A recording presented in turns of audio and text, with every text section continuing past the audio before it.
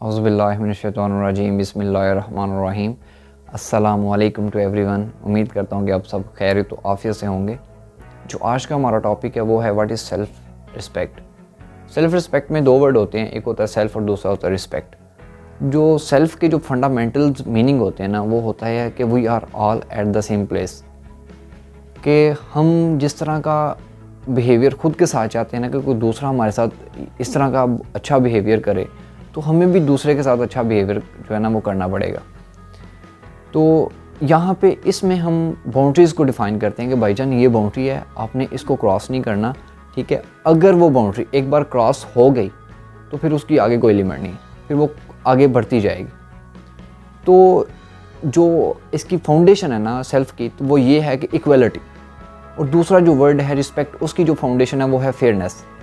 कोई भी रिलेशन है, कोई भी बिज़नेस पार्टनर है आपका, कोई भी किसी भी तरह से कोई भी इंसान आपके साथ लिंक हुआ है, ठीक है, तो उसमें जो एक बहुत ज़्यादा बॉन्डिंग होती है ना, वो गिव एंड टेक की होती है कि हमें एक दूसरे से कुछ ना कुछ चाहिए होता है, फिर ही हम एक दूसरे के साथ जुड़े होते हैं। एक बहुत ज़्यादा कॉमन एग्जांपल है कि पाकिस्तान में जितने भी ज़्यादातर जो ख़वातीन हैं वो हाउस वाइफ हैं। तो हाउस वाइफ में वो ख़वातीन क्या करती हैं कि वो घर का जो जितना भी सर्किट होता है ना वो सारा कंट्रोल कर रही होती हैं, उसको जो है ना वो रूल कर रही होती हैं। देखने में तो ये काम बहुत ज़्यादा सिंपल लगता है, लेकिन असल में ये काम बहुत ज़्यादा जो है ना वो डिफ़िकल्ट है, मुश्किल है। घर को संभालना ये बहुत ज़्यादा मुश्किल है, और घर का सारा सर्किट चलाने के लिए पैसा चाहिए होता है। अगर पैसा ना होगा तो घर का सर्किट कैसे चलेगा? पैसा भी कहाँ से आ रहा है? पैसा अभी हस्बैंड लेके आ रहा है, कमा के लेके आ रहा है। तो यहाँ पे दोनों अपना इक्वल जो है ना वो काम कर रहे हैं।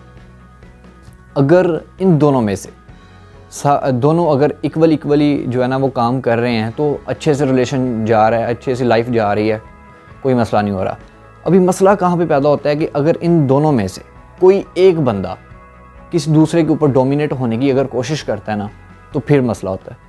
अगर हस्बैंड फॉर एग्जांपल कि वो बीवी को कह दे कि तुम क्या करती हो सारा दिन, बस ऐसे ही फ्री बैठी रहती हो, घर को संभालना कौन सा बहुत बड़ा काम है, तो यहाँ पे वो उसकी सेल्फ रिस्पेक्ट को हर्ट कर रहा है। जब उसने उसकी सेल्फ रिस्पेक्ट को हर्ट किया तो अल्टीमेटली उसके रिएक्शन में उसकी सेल्फ रिस्पेक्ट हर्ट होगी। वो उसका रिएक्शन तो होगा ना, जब रिएक्शन होगा तो उसकी जो है ना सेल्फ रिस्पेक्ट हर्ट होगी। असल में उन्होंने अपनी सेल्फ रिस्पेक्ट खुद हर्ट की है, दूसरे की सेल्फ रिस्पेक्ट को हर्ट करके, उसकी बाउंड्रीज़ को क्रॉस करके। तो यहाँ पे ये क्वेश्चन आता है कि जब हमें हमारे माइंड में सेल्फ रिस्पेक्ट के सारा फंडामेंटल्स क्लियर होते हैं और दूसरे को इसके फंडामेंटल्स नहीं पता, तो अब क्या करें? अगर आप किसी एक पर्सन को उसके साथ बहुत अच्छे लहजे के साथ, तमीज़ के साथ बात कर रहे हो और दूसरा आपके साथ बदतमीज़ी कर रहा है, तो वहाँ पे क्या करें? तो वहाँ पे आपने स्टैंड लेना है। स्टैंड से मुराद ये है कि वहाँ पे आपने उसको उसकी लिमिटेशन बतानी है कि भाईजान ये बाउंड्री है, आपने इसको क्रॉस नहीं करना, आप इसको क्रॉस कर रहे हो, क्रॉस करने की वजह से मेरी सेल्फ रिस्पेक्ट हर्ट हो रही है, ठीक है। तो बराए मेहरबानी मैं इस बिहेवियर का आदी नहीं हूँ, तो आप मेरे साथ इस तरह का बिहेव ना करें ताकि मेरी सेल्फ रिस्पेक्ट हर्ट ना हो। अगर आप ऐसा करेंगे, इस बाउंड्री को क्रॉस करेंगे, तो मुझे इसके अल्टरनेटिव में आपको रिप्लाई करना पड़ेगा, उसके बदले में आपकी सेल्फ रिस्पेक्ट भी हर्ट होगी। तो लिहाजा अपनी सेल्फ रिस्पेक्ट को बचाने के लिए मुझे जो है ना इस बाउंड्री को क्रॉस करने पे मजबूर ना करें और ख़ुद भी ना करें। तो ये चीज़ होती है।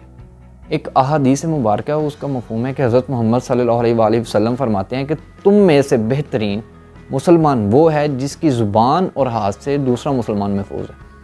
तो इसमें भी अल्टीमेटली हमें इसी चीज़ की तरफ इशारा दिया गया है कि आपने लिमिटेशंस को देखना है, कि आपने ज़ुबान का इस्तेमाल उस हद तक करना है कि किसी दूसरे की जो इज़्ज़त नफ्स है ना वो मजरू ना हो, उस पर ज़रब ना लगे। आपने अपने हाथ को इस लिमिट में रखना है कि आपके हाथ से किसी दूसरे मुसलमान को जो है ना वो नुकसान ना पहुँचे। तो इसमें बाउंड्रीज़ का बताया गया कि हमने बाउंड्रीज़ को अपने जहन में रखना है, उसको मद्देनज़र रखना है कि हम सेल्फ रिस्पेक्ट में boundaries is the most important thing, कि आपने बाउंड्रीज़ के इर्द गिर्द ही घूमना होता है। तो आप अगर आपने बाउंड्रीज़ जान ली हैं तो आप किसी दूसरे की सेल्फ रिस्पेक्ट को भी कर सकते हैं, अपनी भी करवा सकते हैं। तो एक वाक़या, छोटा सा वाक़या, उसके बाद इजाज़त चाहूँगा कि हज़रत मोहम्मद सल्लल्लाहु अलैहि वसल्लम एक दफ़ा रूम के बादशाह को ख़त लिख रहे थे, और ख़त का आगाज़ उन्होंने इस अल्फाज से किया कि ए रूम के अजीम बादशाह।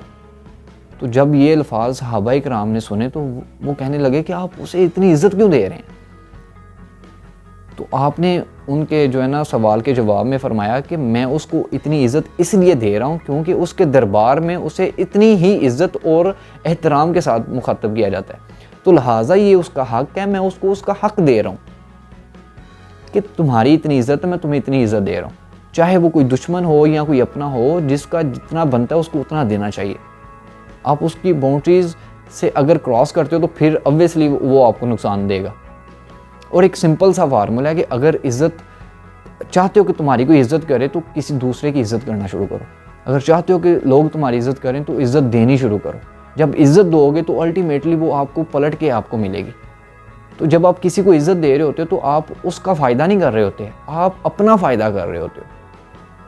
आप उसको इज़्ज़त दोगे, आप उसको आप कह के बुलाओगे, तुम कह के नहीं बुलाओगे तो वो आपको भी तुम कह के नहीं बुलाएगा, आप कह के ही बुलाएगा। अगर आप किसी को तुम कह के बुलाओगे तो वो आपको तुम तराक भी करेगा। तो लिहाजा जब आप चाहते हैं कि लोग आपकी इज़्ज़त करें तो इज़्ज़त देना सीखें। तो आई होप कि आपको जो है सेल्फ़ रिस्पेक्ट का जो कॉन्सेप्ट है ये अच्छे से क्लियर हो गया होगा। तो wish you all the very best. अपना बहुत सारा ख्याल रखिएगा और अपने घर वालों का भी बहुत सारा ख्याल रखिएगा। मिलते हैं नेक्स्ट वीडियो में। अल्लाह हाफ़िज़।